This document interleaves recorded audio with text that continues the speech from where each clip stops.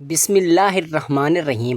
السلام علیکم ورحمۃ اللہ وبرکاتہ۔ محترم ناظرین، دنیا پر 33 سالہ حکومت کے بعد 410 ہجری میں سلطان محمود غزنوی کی وفات ہو گئی، اور یہ واقعہ سچا اور انفرادی حیثیت رکھتا ہے کہ جب 1974 میں زلزلہ آیا جس سے سلطان محمود غزنوی کی قبر پھٹ گئی اور مزار بھی ٹوٹ پھوٹ کا شکار ہو گیا، تو اس وقت کے افغانی بادشاہ ظاہر شاہ مرحوم نے دوبارہ مزار کی تعمیر نو کی اور قبر کو مرمت کروانے کا بھی حکم دیا۔ چنانچہ تعمیر کے مقصد کے لیے جب قبر کو پورا کھولا گیا تو قبر کے معمار اور قبر کی زیارت کرنے والے بھی حیران رہ گئے، کیونکہ قبر کے اندر سے 1000 سال سے مرے ہوئے انسان اور تابوت کی لکڑی سے ہی سلامت تھی۔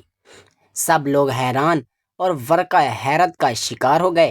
تابوت 1000 سال گزرنے کے باوجود صحیح سلامت تھا، لہٰذا جب حکام نے تابوت کھولنے کا حکم دیا تو جس آدمی نے تابوت کھولا وہ پلٹ کر پیچھے گر گیا اور نیند بے ہوش ہو گیا، اور جب پیچھے لوگوں نے آگے بڑھ کر دیکھا تو وہ سلطان جو 33 سال حکومت کرنے کے بعد مرا اور مرے ہوئے 1000 سال گزر چکے ہیں، وہ اپنے تابوت میں ایسے پڑا تھا جیسے کوئی ابھی اس کی میت کو رکھ کر گیا ہو، اور اس کا سیدھا ہاتھ سینے پر تھا جبکہ الٹا ہاتھ اور بازو جسم کے متوازی سیدھا تھا، اور ہاتھ ایسے نرم تھے جیسے زندہ انسان کے ہوتے ہیں۔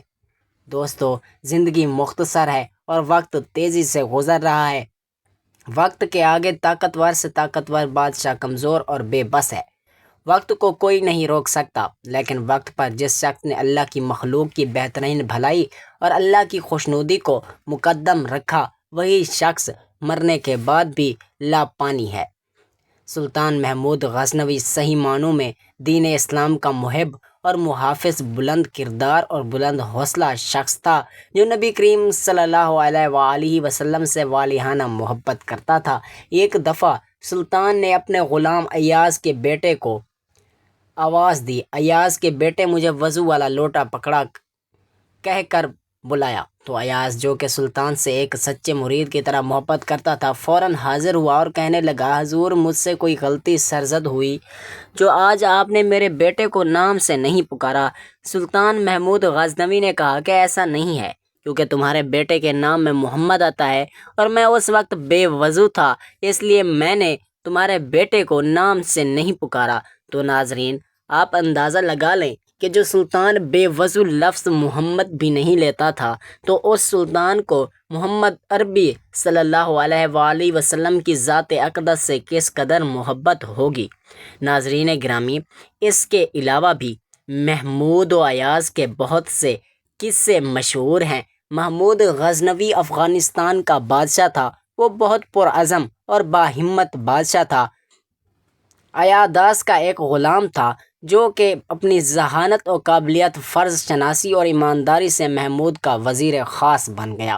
محمود اس پر اندھا اعتماد کرتا تھا اور اسے بہت پسند کرتا تھا۔ محمود کے باقی وزراء اور امراء اس ایاز سے جلتے تھے اور ہمیشہ اس کی برائیاں اور خامیاں ڈھونڈنے کے لیے کوشاں رہتے تھے، لیکن ایاز نے ہر موقع پر خود کو اس عزت اور اعتماد کا اہل ثابت کیا جو بادشاہ نے اسے دی تھی۔ ایک دفعہ محمود کے تمام وزراء نے مل کر ایاز کی غیر موجودگی پر یہ شکایت کی کہ ایاز ایک غلام ہے اور باقی تمام وزراء بڑے خاندانوں اور نام و نسب سے تعلق رکھتے ہیں۔ ایک غلام کی اتنی قدردانی اور اس کو دربار میں اتنی عزت دینے سے ان کو اپنی حدت محسوس ہوتی ہے۔ یہ غلام اس قابل نہیں تاکہ اس کو اتنا معصوم مقام دیا جائے۔ محمود غزنوی نے کہا کہ ٹھیک ہے، میں دیکھتا ہوں۔ اگلے دن دربار میں سلطان محمود غزنوی نے ایک بہت قیمتی ہیرا شاہی خزانے سے منگوایا اور ساتھ ایک ہتھوڑا بھی۔ محمود نے اپنے ایک عالی نسب وزیر کو بلایا اور کہا، میں تم کو حکم دیتا ہوں کہ اس کو توڑ دو۔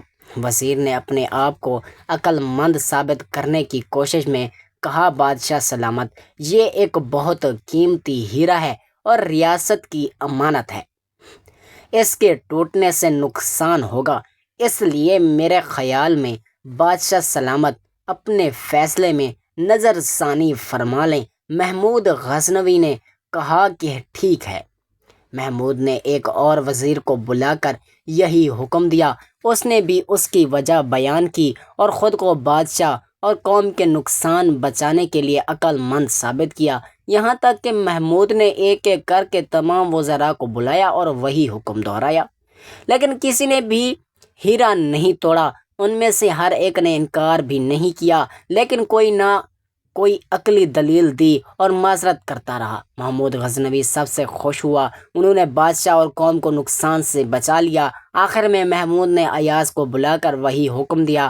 ایاز نے فوراً ہتھوڑا پکڑا اور ہیرا توڑ دیا۔ پورے دربار میں دہائی مچنے لگی کہ ایک غلام اور چھوٹی سوچ کے انسان نے اپنی کم عقلی سے اتنا بڑا نقصان کر دیا، اس کو کڑی سزا دینی چاہیے۔ محمود بہت برہم ہوا اور اس نے ایاز ہیرا توڑنے کی وجہ پوچھی۔ ایاز نے بہت تاریخی جواب دیا کہ پورے دربار کا منہ بند کر دیا۔ ایاز نے کہا، بادشاہ سلامت، میرے لیے آپ کا حکم اس ہیرے سے زیادہ قیمتی تھا۔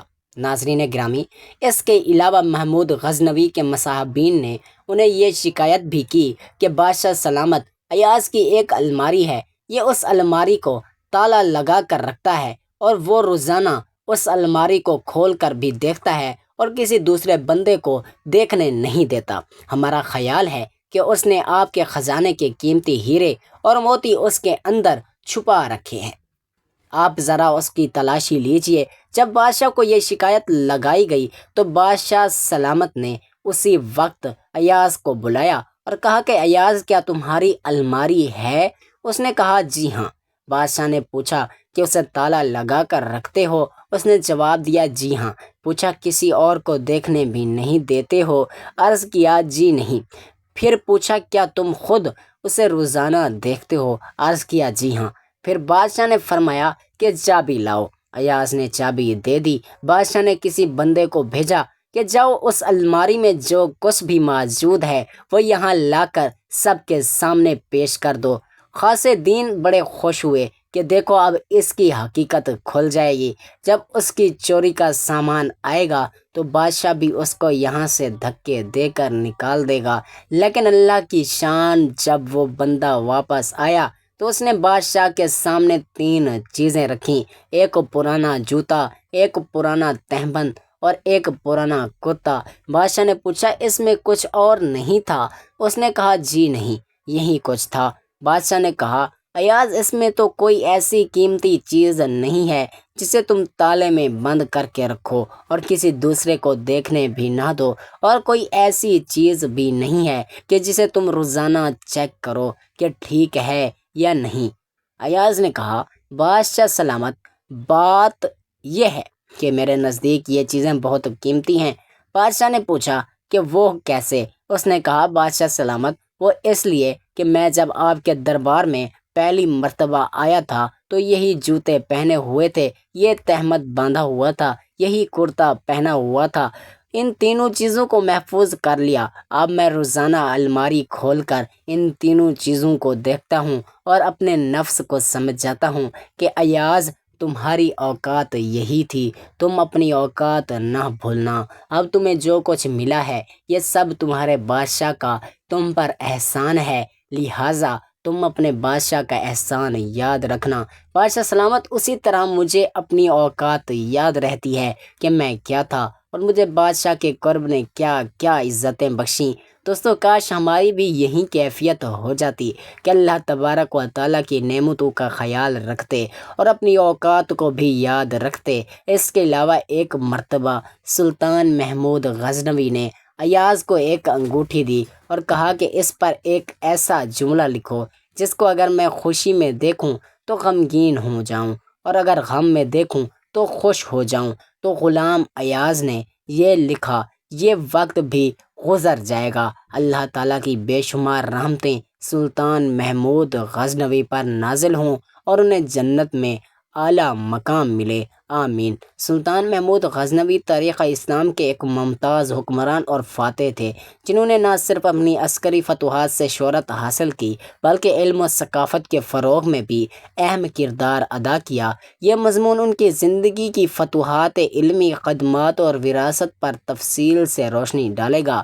ابتدائی زندگی اور پس منظر: سلطان محمود غزنوی 971 میں غزنی موجودہ افغانستان میں پیدا ہوئے۔ ان کے والد سبکتگین غزنوی سلطنت کے بانی تھے، جو پہلے غلام تھے اور بعد میں ایک طاقتور حکمران بنے۔ محمود نے کم عمری میں عسکری تربیت حاصل کی اور 994 میں خراسان کی مہم میں اپنے والد کے ساتھ شریک ہوئے۔ 998 میں سبکتین کی وفات کے بعد محمود نے اپنے بھائی اسماعیل کو شکست دے کر تخت سنبھالا۔ عسکری فتوحات اور ہندوستانی مہمات: سلطان محمود کی شہرت ان کی ہندوستانی مہمات کی وجہ سے ہے۔ انہوں نے 1000 سے 1027 کے درمیان ہندوستان پر 17 حملے کیے۔ ان حملوں کا مقصد نہ صرف دولت حاصل کرنا تھا بلکہ اسلام کی تبلیغ اور غزنوی سلطنت کی توسیع بھی تھا۔ 1025 میں انہوں نے سومنات کے مندر پر حملہ کیا اور وہاں سے بے شمار خزانہ لے کر غزنی واپس آئے۔ علمی ثقافتی خدمات: سلطان محمود علم اور ادب کے بڑے سرپرست تھے۔ ان کے دربار میں فردوسی، البرونی، بیہقی جیسے عظیم علماء اور شعراء موجود تھے۔ انہوں نے غزنی کو علم و ثقافت کا مرکز بنایا، جہاں مساجد، مدارس، کتب خانے، عجائب گھر قائم کیے گئے۔ فردوسی کی مشہور تصنیف شاہنامہ بھی سلطان محمود کے دربار میں پیش کی گئی۔ انتظامی اصلاحات: سلطان محمود نے اپنی سلطنت میں مؤثر انتظامی نظام قائم کیا۔ انہوں نے دیوان رسالت، مراسلات کا محکمہ اور دیوان جاسوسی، خفیہ انٹیلیجنس کا محکمہ قائم کیا۔ ان محکموں کے ذریعے سلطنت کے مختلف حصوں میں نظم و نسق قائم رکھا گیا۔ لاہور کی ترقی: 1021 میں سلطان محمود نے لاہور کو فتح کیا اور اسے غزنوی سلطنت کا مشرقی دارالحکومت بنایا۔ انہوں نے ملک ایاز کو لاہور کا گورنر مقرر کیا، جنہوں نے شہر کی تعمیر و ترقی میں اہم کردار ادا کیا۔ لاہور کو چھوٹا غزنی بھی کہا جاتا ہے۔ مذہبی رواداری: اگرچہ سلطان محمود کو بت شکن کے لقب سے یاد کیا جاتا ہے، لیکن ان کے دربار میں ہندو کمانڈر تغلق اور دیگر ہندو سپاہی بھی موجود تھے۔ انہوں نے غزنی میں ہندوؤں کو مذہبی آزادی دی۔ وفات اور وراثت: سلطان محمود 30 اپریل 1030 کو غزنی میں وفات پا گئے۔ ان کی وفات کے بعد ان کے بیٹے مسعود نے سلطنت سنبھالی، لیکن جلد ہی غزنوی سلطنت کا زوال شروع ہو گیا۔ تاہم سلطان محمود کی فتوحات اور علمی خدمات تاریخ میں ہمیشہ یاد رکھی جائیں گی۔ سلطان محمود غزنوی کا غلاموں کے ساتھ سلوک ایک نہایت اہم اور قابل ذکر پہلو ہے، جو ان کی شخصیت اور حکمرانی کے انداز کو بہتر انداز میں سمجھنے میں مدد دیتا ہے۔ سلطان محمود اور غلام میں نظام: سلطان محمود غزنوی کا دور وہ زمانہ تھا جب غلاموں کا نظام مسلم دنیا میں ایک منظم ادارہ بن چکا تھا۔ اس دور میں غلاموں کو صرف خادم یا ذاتی ملکیت کے طور پر نہیں دیکھا جاتا تھا، بلکہ انہیں فوج، انتظامیہ اور حکومت کے دیگر شعبوں میں تربیت دے کر اعلیٰ عہدوں پر فائز کیا جاتا تھا۔ قابل غلاموں کو عزت و مرتبہ دینا: سلطان محمود اپنے غلاموں کو صرف خدمت کے لیے استعمال نہیں کرتا تھا، بلکہ ان کی صلاحیتوں کو پہچان کر انہیں اہم ذمہ داریاں بھی سونپتا تھا۔ بہت سے غلام سلطان کے دربار میں امیر، جرنیل اور مشیر کے منصب تھے۔ ان غلاموں کو علم و فن، حرب، حکمرانی اور اسلامی تعلیمات کی تربیت دی جاتی تھی تاکہ وہ ریاستی امور کو بہتر انداز میں سر انجام دے سکیں۔ ایاز: سلطان محمود کا مشہور غلام سلطان محمود غزنوی کا سب سے مشہور غلام ایاز تھا، جسے نہ صرف ان کا محبوب ساتھی سمجھا جاتا تھا بلکہ ایک وفادار مشیر اور باصلاحیت سپاہی بھی تسلیم کیا جاتا تھا۔ ایاز کی سادگی، عقل مندی اور وفاداری کی وجہ سے سلطان نے اسے اعلیٰ عہدہ دیا۔ ایاز کے ساتھ سلطان کا سلوک عدل، محبت اور احترام پر مبنی تھا۔ یہ بات مشہور ہے کہ سلطان محمود نے ایاز کے لیے علیحدہ محل تیار کروایا اور اسے لاہور کا گورنر بھی بنایا۔ اس سے یہ ظاہر ہوتا ہے کہ سلطان اپنے غلاموں کی خدمت اور وفاداری کو قدر کی نگاہ سے دیکھتا تھا اور ان کے لیے ترقی کے دروازے کھلے رکھتا تھا۔ سختی صرف بددیانتی پر، اگرچہ سلطان محمود نظم و ضبط کے قائل تھے، لیکن ان کی سختی صرف ان غلاموں کے لیے ہوتی تھی جو خیانت، بددیانتی یا فرائض میں کوتاہی کرتے تھے۔ ان کے لیے سزا کا نظام بھی تھا تاکہ ریاستی ڈھانچے میں نظم و نسق قائم رہے۔ غلاموں کی آزادی۔ تاریخی شواہد بتاتے ہیں کہ سلطان محمود بعض اوقات اپنے وفادار غلاموں کو آزاد بھی کر دیتے تھے اور انہیں جاگیریں عطا کرتے تھے۔ ان غلاموں کو مملوک کہا جاتا تھا، جو کہ بعد میں خود بھی حکمران بنے، جیسا کہ بعد دہلی سلطنت کے غلام خاندان میں ہوا۔